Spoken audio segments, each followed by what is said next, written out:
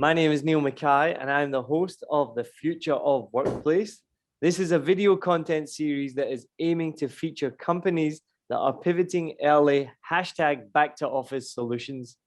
In this series, we will interview leaders, managers about their thoughts around the hybrid movement and how their businesses adapt to such changes. We will discuss productivity, collaboration, office optimism, to give the audience valuable insights to seamlessly transition back to the office. My name is Neil Mackay, and my guest today is Brad Ebenhoeh, the managing partner of Accountfully. So how are you doing today? Doing well. Can't complain too much about keeping busy and running a business and dealing with clients and all that type of stuff. So the norm of a business owner. So to share a bit with me then about yourself and about Accountfully. So Accountfully, we are an outsourced accounting department for small businesses. So basically, when you work with us, you essentially get a bookkeeper, controller, and CFO on your team as part of your team to support your accounting and finance operations.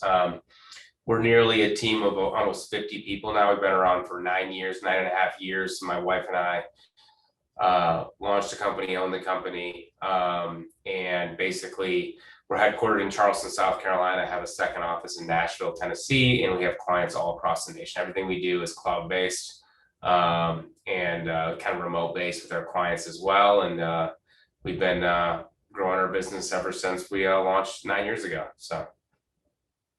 And did you ever see this event coming, which is, I guess we can call it the COVID-19 pandemic? Was that ever in your sights? No, that's one of the disaster planning recovery things or whatever that you never would think about, right? So we never thought about it, or never, clearly just everybody from societal aspect, I never imagined like society just stopping within like a couple of weeks, where it just went from normal to not.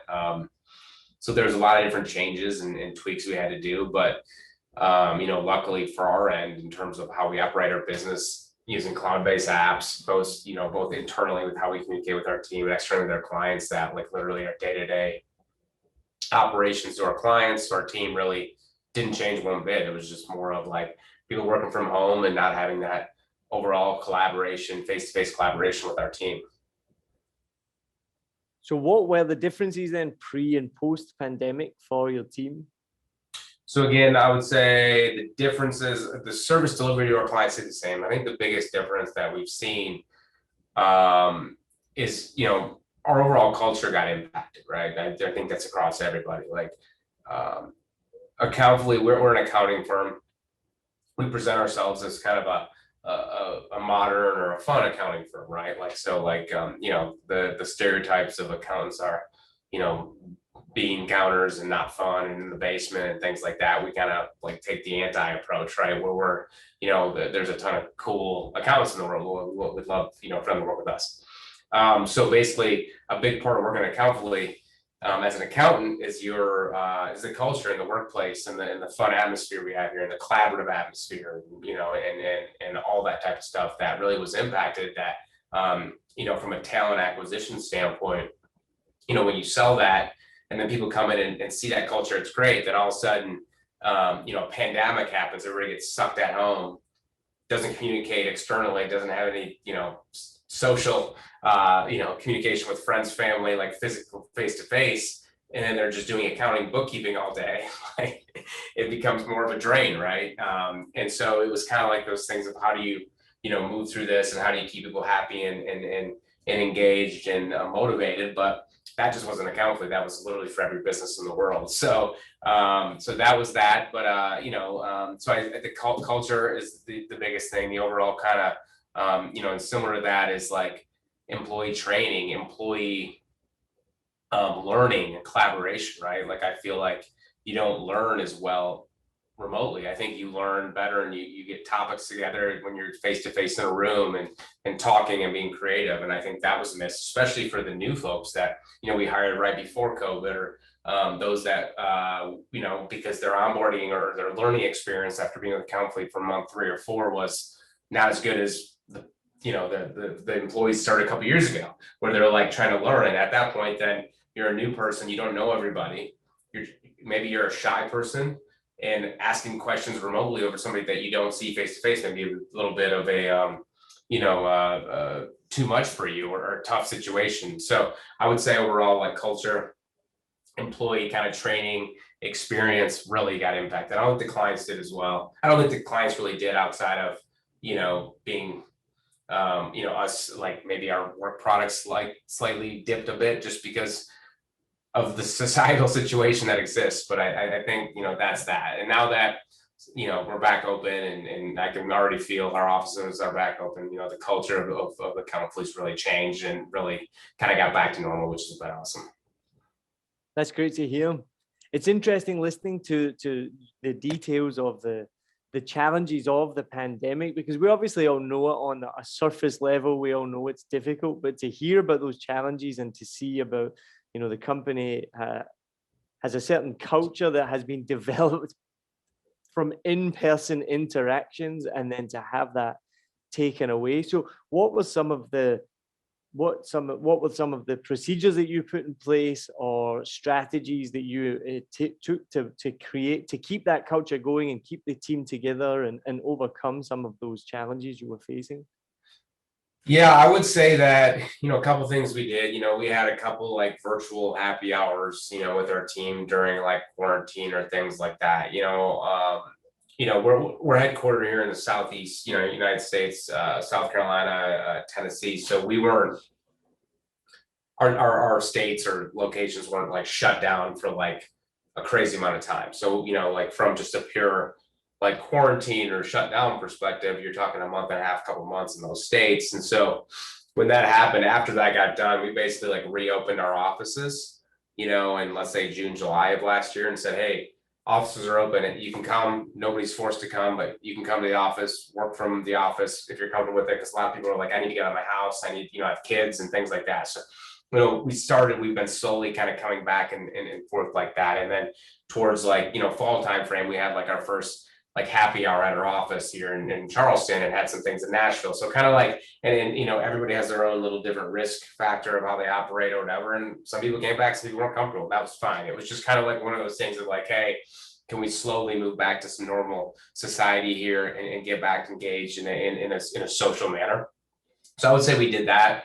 And then, from outside of that, there's, from just pure like our annual engagement survey of some of the feedback we got of, because of this, it's, when you're analyzing the feedback, it's like, well, is this because there was literally a pandemic and people were stressed out and didn't know what was going to exist, and there was health issues, family issues, who knows what was going on? Or is this actually something that we can learn from? And there's things that we could learn from. I think a big thing we learned from was that, some people were like, well, I was, we have an open door policy here. I'm the owner of a company. My wife's the owner of the company. Well, people sit out here, they can walk in my door at any point. Well, some people, when they're sitting at home, even if they know us and then they've been with us for a couple of years, they may not be as comfortable coming to me just randomly via Slack or a call to chat about it. And we lost some of that kind of bottom or not bottom, but like staff senior level up. We lost that upward communication, which I think was a big problem. So we've kind of implemented some like, more focused meetings where leadership is talking to different staff levels directly at different times to help kind of, impact that upward mobility or communication that I think was missed a little bit. It's a great idea doing a virtual happy hours. Did you have it? Were you sending out booze to your colleagues, or did you have any fun games planned, things like that? You can tell I'm from Scotland, so I get excited when you talk about a virtual happy hour. Yeah, no, we didn't send anything out from that aspect, but we just kind of got on and collaborated and tried to catch up with a bunch of stuff and just kind of connect. And then for the folks that are back at the office, we constantly have wine and beer and coffee and everything on tap, and then fridges. So the ones that came back, I guess, could happen throughout the day. Sometimes some office parties can get out of hand, and you end up with some embarrassing stories. I assume then that didn't happen on Zoom, or did you? You're laughing, so maybe was there some embarrassing happy? No, like definitely didn't happen on Zoom because there was like an end time, right? But like on the office happy hours, when you go out to a bar afterward or something, you know, and there's like, oh, this is from 5 to 7. Well, it always lasts like till 9 or 10, right? Which I try to move away from and not get impacted by that or go to that. But yeah, no, there really wasn't any embarrassing moments at that time. That's good to know. That's good to know. So how is everything at this stage then? So what's the current office setting? Yeah, so the current office setting is we are, like I said, we've been open, our offices have been open, haven't required people to come back to our office, but essentially what we're doing, so we are officially reopening and requiring everybody to come back to our office like the week of July 12th, so in a couple of weeks. And then basically what we're doing, so I would say at this point, 80% of our team come into the office, but everybody's kind of like, you can come to the office 2 days a week or 1 day a week or 5 days a week right now, you know? So before COVID, we essentially had a 2-day a month where you could work from home. Every other day you need to be at the office. But because of the situation and kind of getting feedback from our team and talent, prospective talent, what we're going to do is basically require people to come in the office starting that week, but come in the office Tuesdays through Thursdays. So 3 days a week. And then the other 2 days is they can work from home or come to the office. So it's optional. So basically it really is this hybrid kind of work schedule these days. And the reason we're doing, 3 days a week in the set 3 days is that number one, people I think really enjoy flexibility, and I think this gives them flexibility. But number two, we're doing this set days because we want people in the office at the same time so they can actually schedule meetings and expect face-to-face conversations. Whereas if all of a sudden you schedule a meeting because you expect somebody to be there, but they're like, oh, I work from home today or going to do tomorrow. And then it's like, well, that's not the point. So we're trying to get an aspect where we can have collaborative meetings and things like that. And then the Mondays, Fridays can be more flexible or whatever for people. So we're hopeful that gets people back to that whole the culture, the engagement that we're looking for. So basically that's where we're at, and we're close to it. And again, like I would say 80% of our people have already kind of consistently back to the office. It's interesting, isn't it? Because people want that flexibility, but at the same time, you need to have structured flexibility in terms of, okay, who's going to be here? When are we having this meeting? It can't just be come and go as you please. And then I guess that for you as an owner, then that presents its own challenges, right? Correct. And that's kind of where it is, because a lot of feedback we got was like, well, you can clearly see we executed at a high level working from home consistently. And it's kind of like, so that's from your perspective. Are you getting that from the company perspective? Do you get that from the client perspective? So sometimes, a big part of like working from home by yourself and not being very social in terms of what's happened last year, depending where you're at, you get in kind of those echo chambers, or you think like, I'm doing great, I'm doing this or that. And sometimes you're not getting that constructive feedback that maybe you need, that it's easier to do face-to-face versus remotely, right? So basically it's like, I think we did really well during this whole last 12 months or 15 months, right? But I think we can still do better and get back to where we're at. So I think, you saying like structured flexibility, I think that's actually a really good, phrase, because it's like, look, we want to provide flexibility. Like, look, I love working from home. So like, I want everybody to enjoy that. At the same time, like getting together and being in the same room, it has some more structure around kind of, expectations. I think it's going to help everybody in their work product, their professional growth, the culture, their enjoyment of working at Accountfully, and all those other types of intangible things that we're looking for. Has there been any reluctance to coming back to the office, or is everyone quite happy to get that structured flexibility? I would say number one, I think there's a couple people that have had some conversations or hesitations to that. I think some of it has been, some people have some hesitations around the pure health aspect or kind of that aspect of it, whereas some other people have had hesitations around, well, I really like working from home every day and I want to keep this, so they can kind of try to take advantage of like the situation. But I think outside of those kind of handful of people, majority of people are like, sweet, I can literally work from home. Like they all knew at some point we're gonna have to like get back to work, right? Or back to our office. And now it's like, oh wow, cool, I can work from home 2 days a week. This is great. So I think a lot of people looked at it like on the bright side, like, oh, this is a good stuff, and so so yeah, I think it's been good for our team, and it's interesting just the overall, competition now these days from a talent aspect of hiring new team members or maintaining and keeping existing team members is completely different, because now people in different companies have completely, some people are like fully remote. So now, I have people in Charleston, South Carolina that can now work for people headquartered in California or New York City. So I'm competing against those. So you have to a big part of this was like that feedback of like, well, what do you guys want to see and things like that, and is there certain aspects that kind of move forward in that aspect? And that's where the decision, a big part of the decision we made. So how has this experience been then transitioning from fully remote to now 3 days a week, Tuesday to Thursday, right? Yeah, no, it's been good. Again, like I think it's just from an overall work standpoint, nothing's really changed. It's more of just collaboration, onboarding new employees, meetings, face to face, that type of stuff. I guess a big part of coming back to the office is like reassigning seats and desks, which are like, interesting some decisions of people. Some people haven't came back and are like, well, I want my desk back. And it's like, we've been open the last year, like somebody's been using it. But it's funny, isn't it? Like, I mean, everything in the world is all about interpersonal relationships and dynamics. And we can talk about, oh, we're all coming back to the office, but then I've hearing about this as well. Then suddenly it's like, but wait a minute, this is my desk. I've been using this, or showing up at the same time, and then you start to get these awkward moments. Mm-hmm. Yeah, I agree. It's interesting at times, because it's like that person didn't make the decision, I made the decision, so come to me.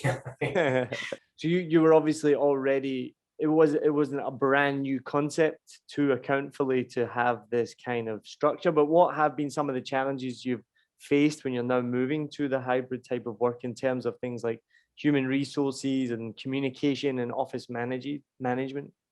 Yeah, I would say the biggest thing is, clearly like communicating proactively to our team throughout the whole pandemic, and expectations of, office is open, you're not required. Hey, we want you to start coming back. And like, throughout the whole process, like last fall, it was like, hey guys, hey team, we'd love for you to be back at the office, even if it's 1 day a week, or to check in, to kind of keep getting, we didn't want like a black and white, we wanted kind of this slow transition, just so it's not like ripping your Band-Aid off, it's a process. I would say that. Number two is, from an overall communicating to our team, but then also managing team expectations related to people that, people that had some issues with things or hesitations, and having HR deal with that. And I'd say the last thing is just purely because we're growing at the same time, it is like office management, like where are people sitting, how's this going to work? Is our desk, some people want the desk spread out a little bit. Do we have a sufficient desk for it? At the same time, since we've grown so much, do we have enough offices and call rooms for calls? Because we have like an open environment, right? But then we have calls with clients and stuff. So do we have different offices? So it's been kind of this aspect where you really forgot about it for 6 or 9 months, because we had too much room, right?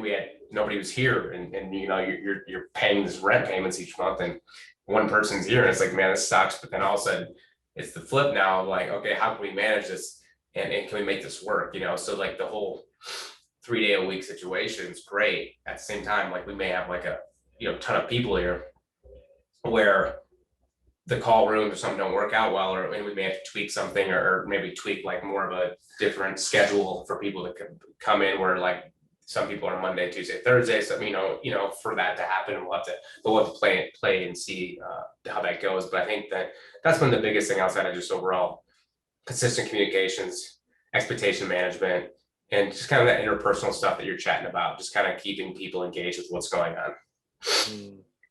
I know for most companies worldwide and in every industry, no matter where they are, if any type of staff feedback, communication is always the number one issue, right? It's always, no matter what it is, it's never what is expected or what the staff want. And that's just kind of normal, right? All staff, myself included, we always want as much communication, or the right communication. Yep. And it's a real balancing act for any business. And then now you throw in hybrid work, and you throw in the pandemic. So what kind of, how have you overcome that challenge of making sure communication, as you mentioned, is at its peak? And what kind of technology have you used for that? Yeah, I would say I would say that we've when we got like disconnected last year and got some feedback, upward feedback that kind of came through from our team, we realized that we need to be more proactive on communication from a top-down standpoint. And as much as I can say, or we can say, communicate, open door policy, let us know what's going on.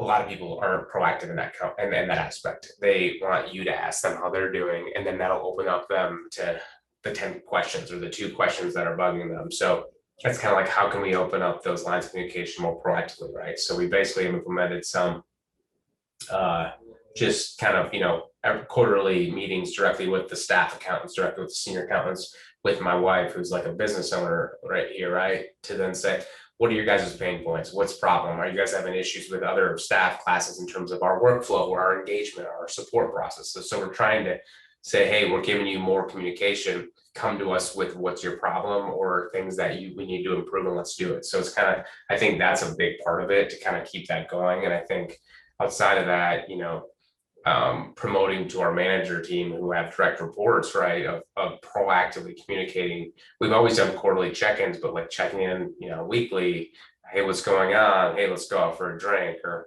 doing something like, what I'm saying, to kind of force them to communicate and get that relationship in place. And then I would say, just from an overall communication standpoint, we've used Slack for probably 4 or 5 years. And so that's just kind of how we chat, with each other and communicate, and Slack calls, Google Meet calls, Zoom calls, whatever, right? Face-to-face conversations. We just had our annual performance meetings, or our annual performance reviews for all of our team.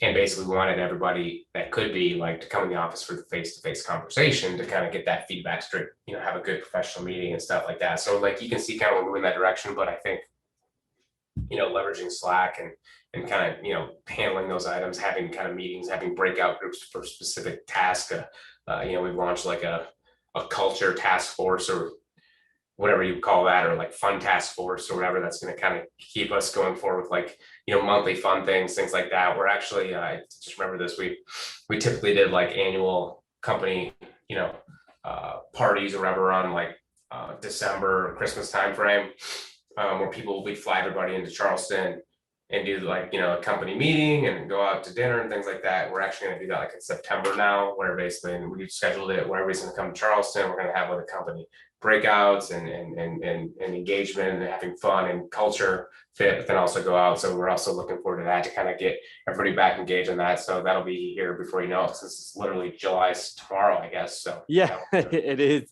I know, it's crazy. Just earlier today, my wife said to me, she's like, it's July tomorrow. I was like, wait, crazy. what? It's crazy. It's crazy. I know, In right? in the accountants world, it's Q3 tomorrow. So we're halfway through the year. I have seen it come up actually just twice today. Like, it's the end of the financial quarter, like, and people taking advantage of end of the financial quarter sales, or going out for drinks, things like that. Correct. Yeah. So. It's interesting because the more we talk about it, it makes me really think about those office dynamics that are really, I guess, maybe unaccounted for. So things that we take advantage for, things like water cooler chat, or even like you can mention there, like going out for drinks. One of the things I think for me, I've been a manager in the past and obviously an employee, it's just sometimes going out for those drinks. And that's when you'll learn that little bit of information that you would have never have known during the Monday to Friday daily tasks, but you go out on a Friday night and you'll have a beer or whatnot, and then they'll tell you something either about their family or something about work or a client, and you're like, oh, I would never have known this if we hadn't had this chat. And so I guess what my point is, that's a kind of unknown, or I guess an unknown challenge that you lose that when you transition, or when you're not transitioning, you lose that with the offsite work, right? Did you notice that, any difference in that? And did you think of any ways to overcome those kind of intangible aspects of working offsite? Yeah, I mean, I 100% agree with you. Like those little intangible kind of water cooler quick tidbits that you learn from, or you'll learn, you walking by somebody's computer and you see, oh, like you're doing this, like I have a question on that, or why do you do that, you know, and you learn little things. We didn't really deal with anything during, you know, the work from home situation and try to be proactive. And I think that was an overall situation like where we just try to manage as best as we can and hoped if somebody needed something, they could do it. But again, now like coming back to the office and having to go back to the office, all our new employees that we've hired, the majority of them have come back to the office. It's also key because a lot of them are, you know, have moved to either Charleston or Nashville recently, just because of kind of the where people are going. So it's good for them to even meet like new people, like new employees of Accountfully, as well as like, oh, you just moved here, I moved here. Like, let's go get coffee, or like, there's a possibility that we can, you know, kind of nurture some maybe friendships or whatever, like can help help team members, you know, move to the new cities as well. Has it been interesting? So people have been looking at each other through Zoom for so long, and then they meet in person. It's like, oh, I didn't realize you were so tall, or that's what you actually look like. You look different on Zoom. No, I haven't noticed any of that, but I'm sure it's happened. You know, we did have to at some point, like last year, you know, after a couple months, then we did have to like tell our team, like, hey, like, you need to turn like the video camera on, like when you're talking to clients or like, and when we're in meetings, internal meetings, like turn your camera on, like enough of this like black screen, like you know, NH. It's like, guys, we can like, it's like, you know, I understand you're working from home, but like show your face a little bit, like, you know. So I think that was a little nudge of like, you know, let's try to be as best as we can of having conversations or having, you know, face-to-face conversations in a virtual manner versus just talking to a screen. Yeah. So I teach English as well. Nothing more demoralizing than teaching a class of, 15 students and nobody has their camera on and nobody has their microphone on, and you're just teaching into the void. And that's a constant challenge of, turn your camera on. I want to be able to see you. And the most common excuse you get is, oh, sorry, teacher, my camera's not working. And you're like, 15 cameras and aren't working. The technology these days is pretty reliant. I don't even know how your camera wouldn't work, but apparently it's a common thing for students that their camera doesn't work. Yeah, no, I hear that. And, sometimes it was like, oh, my kids are in the background. It's like, look, everybody's kids are in the background. It doesn't even matter.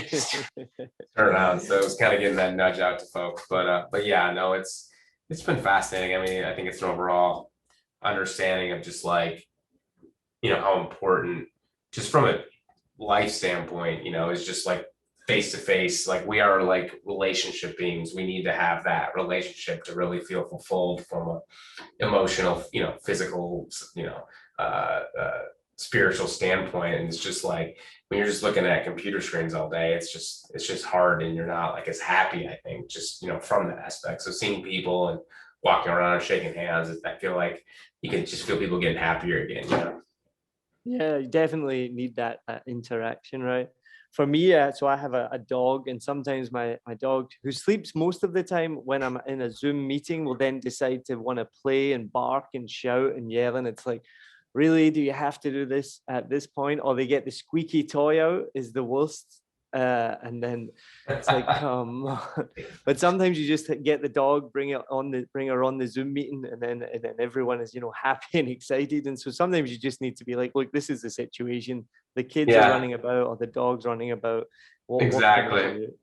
Exactly. And I think everybody understands, especially, with some of the, I think, the younger generation, has always been very like flexible in that, like, hey, it is what it is, because they've kind of driven like this work from home culture, unlimited PTO culture. But I think this kind of really helped the older generation, the 40-year-old and plus, of like, oh, maybe this isn't that bad working from home, or like, hey, like a little bit of flexibility. So I think it kind of like maybe softened some of the older generation folks from like, what does professional mean and not, which is kind of fascinating, interesting. But I feel like that's a whole nother episode that we could talk about that dynamic. Yes, exactly. So tell me then, so how are your employees? Are they happy with this new setting? How are you finding it? Are you happy with it, the new hybrid workplace? Yeah, again, like, we've gotten so much good feedback of it and how we tweaked our policy and enhanced our flexibility policy. before it was, from a COVID perspective. And I think, we're willing to empower the employees and put our trust in them, and because we feel like, we have great employees and we want to offer them the, that sort of flexibility and incentive. So I think it's been really good. I think they like the most is that they're able to just be able to have 2 days work, they can work from home Fridays and Mondays. So essentially they have 4 days from home and then 3 days at the office. So it's just let's be honest, most people get the majority of their work done and productivity on Tuesdays to Thursdays, So Fridays, we've always had a Friday, early office hours release. As long as you get your 40 hours in, you can leave at 2 o'clock on Friday. And we've always had that. Summer hours, we call it, but in Charleston, South Carolina, nobody ever works on Fridays after 2 o'clock. So we've always implemented that. So it even gives people flexibility of some people are like, hey, I'm going to travel on Thursday, go somewhere, work Friday for 6 hours and then call it a day. And it's that's fine. Just get your stuff done. That's all we care about. Yeah. It's one of the things I think that's coming out of this post-pandemic world is it's sped up that process, because it was already happening, and there's companies like yourself that are super flexible and realize that the young people these days don't want Monday to Friday 8 hours a day. And I, as someone who's worked in many different environments, it has always I've moved towards this over the last 5 to 10 years of, why do we need this? I need to sit here till 5 o'clock. If I'm not going to, let's be honest, do much work on a Friday afternoon, let's just be honest and be adults and be like, look, I'm going to get my work done, so I'm going to go home now, Definitely. I mean, it's just like everything. It's there's, if you have nothing to do, get out of here and enjoy your life. And I think that there's certain things that if you're more fulfilled at home and personally, typically you're going to be a better employee, right? So it's just if you're just doing things to do them and there's no result out of it, it's like having meetings, unneeded meetings. It's instead of having a 45-minute meeting, let's have a 10-minute meeting. Let's move on. We're all busy. Let's go. So it's those things that just help the overall conversation. Clearly, as a business owner, my whole goal is to get as much return and efficiency out of my labor to do their job. But at the same time, there's a push and pull in both aspects of that, right? And by the way, I'm a person, I don't like working at all, so I want some flexible time. I'm not going to be, I'm not going to run a business where I never work and everybody does it. No, I'm here to put the same amount of time and energy everybody else does. But at the same time, when it's personal time, it's personal time. So flexibility helps me too. Yeah. Would you say that's been one of the most surprising things? I think, again, pre-pandemic, most people or most businesses or companies, maybe, I don't want to say didn't trust, but maybe didn't trust their employees to be able to still be productive at home. There was this perception that, oh, well, someone's working from home, they're going to be slacking off or they're not going to be doing anything. But I think nearly all studies have shown that staff, when they've been given that trust, actually can be more productive when working from home and when given that responsibility. Was that surprising to you, or you expected that? I kind of expected it. I mean, just because we've had kind of a flexible situation. I do think there's a lot of people that, the employees and people, you're they're going to get their work done. It's going to be fine. There's that little aspect of the folks, especially the new team members, where you're just trying to, coach them up, help them understand, give them the tools, the outlets, the resources to be able to do their job or learn or do training. And I think those are the ones that I was kind of more worried about. But since there was a, 4 or 5 month stretch where we didn't have many new employees, right? And, it wasn't as big of a concern until it got to a point where I'm the new employee experience is being greatly diminished because of this issue we have. So how do we fix that, right? But once you got your tools and people have been here a year or two, they know what's going on. So it's, boom, boom, boom, boom, boom, do their thing. And I always kind of trusted that, for the most part. Clearly, every, when you have 40 people, you're going to have a couple people that you worry about, but that's in any situation. Yeah, true, right? No, it's not going to be work for everyone. And even like you say, if you're in the office, you're still going to have some employees who are more productive or need more support or whatnot. So it's not going to suddenly be a cure-all that if we work from home or have a hybrid workplace that suddenly everyone's going to be working at their maximum capability. But do you think then that this hybrid workplace, is it here to stay, or do you think it's just going to be a flash in the pan after the post-pandemic? No, I think it's going to be here to stay. I don't think it'll ever we'll ever go any further in terms of fully remote. There are going to be businesses that are fully remote. I get that. There's going to be businesses that are face to face, and there's always going to be like banking, restaurants, like mechanic shops, like those types of things, right? But like there's going to be that hybrid in between, and like I think it's good for, I think number one, like clearly it's for talent attraction, right? People want some flexibility, but at the same time, I think working from home fully just doesn't get that culture, the interaction that like I've been kind of discussing on this conversation, as well as I do think as business owners or leadership folks, I think a lot of them really enjoyed the whole work from home as well, like I was saying myself. So it's kind of like, well, why can't we put this in a way to where we can be kind of in that aspect? So I think hybrid and kind of this enhanced work from home slash work from office situation is gonna, I think, always exist going forward. I don't think it's going to go back at all. And I think the companies that go back are gonna may have some issues with some talent just because of some of the issues, especially if there was some younger talent that are, clearly the 20 to 35-year-olds of the world are driving a lot of this conversation and decisions. And by the way, they're going to keep being in the workplace the next 20 years, 30 years. So like they're going to be the ones that are like the talent that's driving the conversation. So I don't see it kind of going away. It makes me feel old when you say that the younger generation are the 20 to 35, because I'm just outside of that now. I'm Hey, as am I. I'm outside of it too, so I'm old. Would you believe this? I came across a Spotify playlist which was called Oldies, and it was songs from the 80s and the 90s.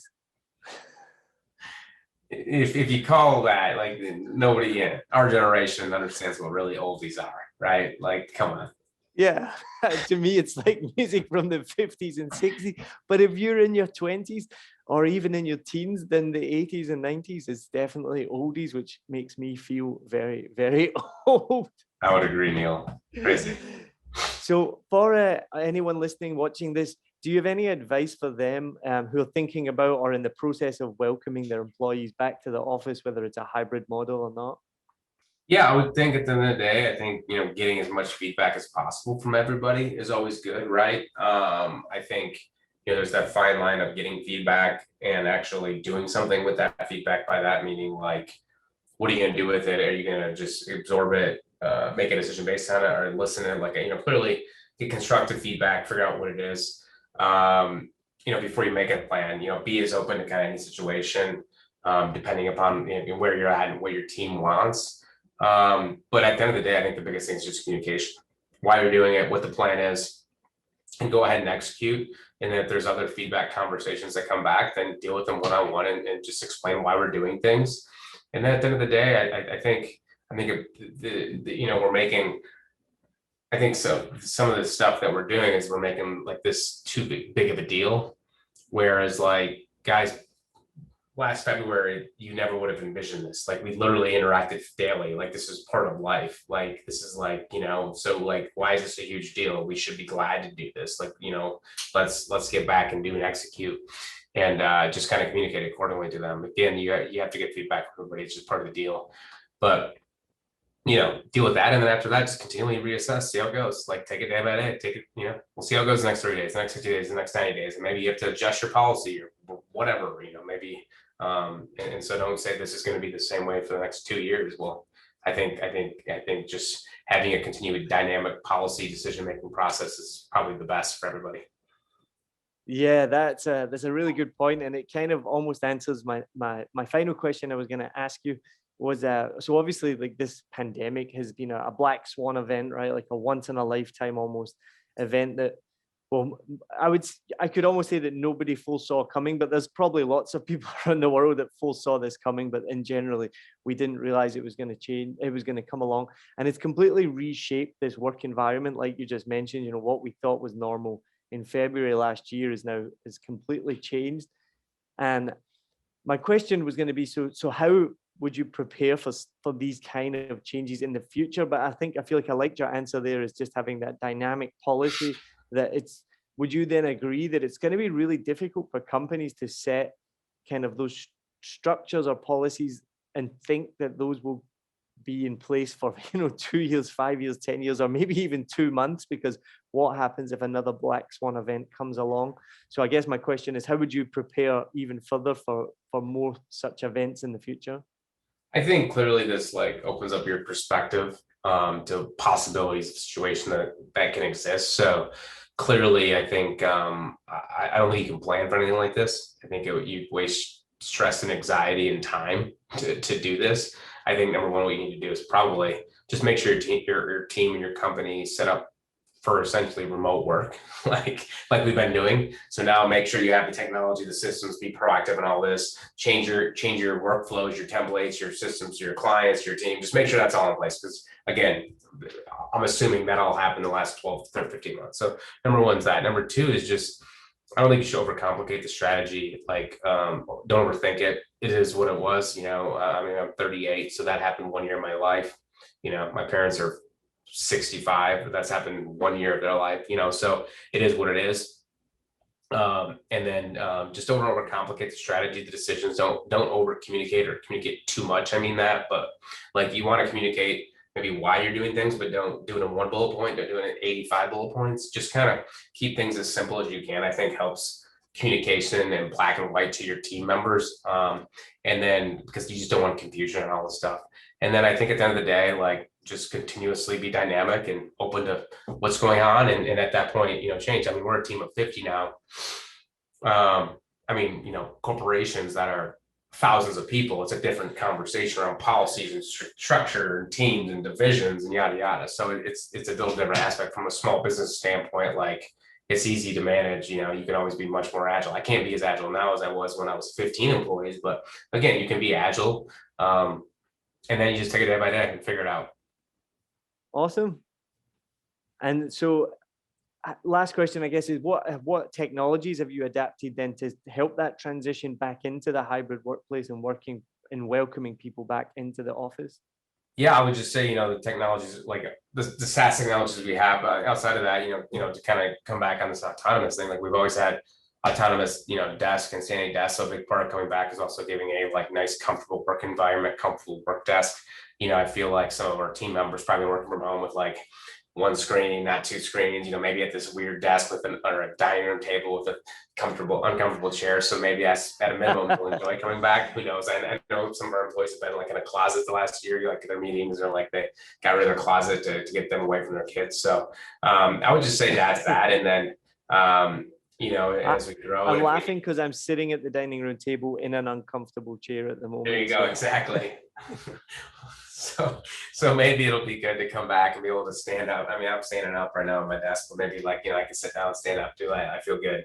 My body feels good. So yeah, I would say that's that. And then, I guess the biggest long-term decision kind of going forward for us would be, as we grow our business and number of employees again, like what do we have to get a bigger office space, or can we manage our office space in a different capacity? And that's where like some of the tools that you guys have, or like, hoteling or whatever you call it, like those are the things that we've kind of been thinking of now because of this, that we're going to start making decisions on. Because if I get a bigger office now, I'm getting a bigger office for, if I have an office that can fit 15 people, if I get a bigger office that's going to fit 30 to 35 people, is that worth the money? Is that worth the outflow? Especially when these black swan events happen.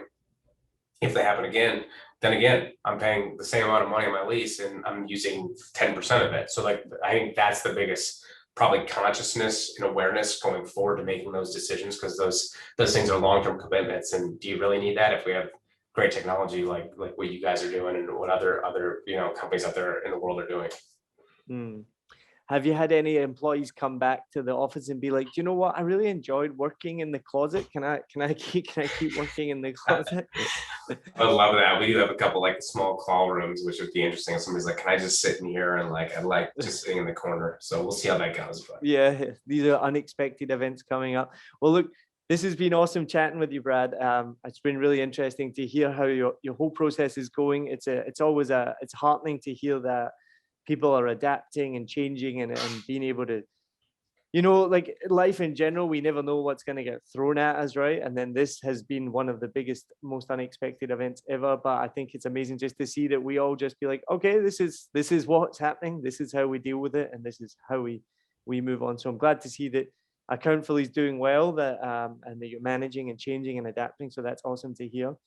I'm going to Yeah. leave you with a joke about accountants. Now, I know you don't, there's not many jokes exist in the world about accountancy.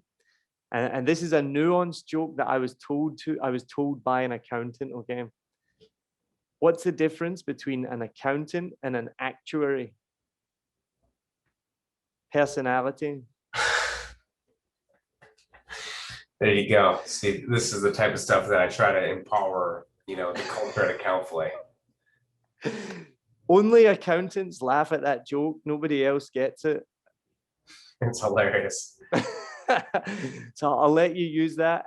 You can use that at your next team meeting. And Brad, it's been awesome chatting with you. I'll let you finish your day. Thank you so much. Awesome meeting you. Have a good one. Yes, Neil, it was great. Enjoy the chat. Take care, and we'll be in touch. Awesome. Thank you. Have a good one. Bye-bye. Cheers, mate.